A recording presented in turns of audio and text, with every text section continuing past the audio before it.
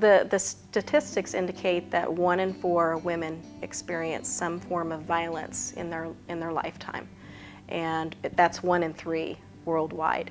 With a problem like domestic violence being that widespread, events like exposure are critical to getting the word out, to educating people, and to changing our attitudes about violence. And the younger we start this exposure, the better.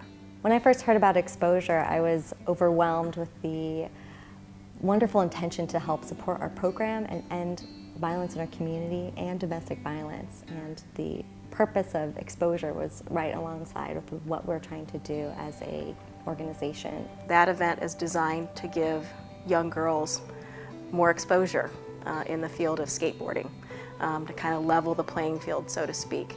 And at the same time, when we were approached by the organizers about exposing the issue of domestic violence, I thought it was a perfect pairing, and I thought it was an awesome idea to put those two together. When we first heard about exposure, we were very excited, and then we were absolutely overwhelmed at the amount of support that they were able to generate. We were blown away when we were told that it was over $10,000 for Carol's House.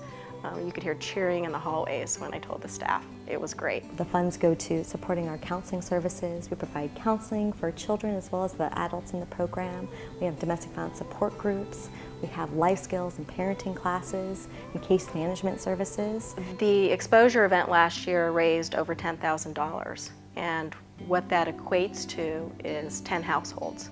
A woman and her children receiving critical shelter and comprehensive services for a month.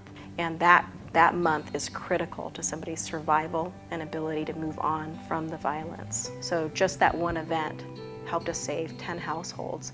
That could equate to about 40 people. We at Carol's House want to thank the volunteers, the individual donors, and the sponsors for all of their support for Exposure 2013. And we want to invite you again to participate for Exposure 2014. But somewhere out there, for the people that donated to the exposure event, they helped save a life. They just don't know who it was.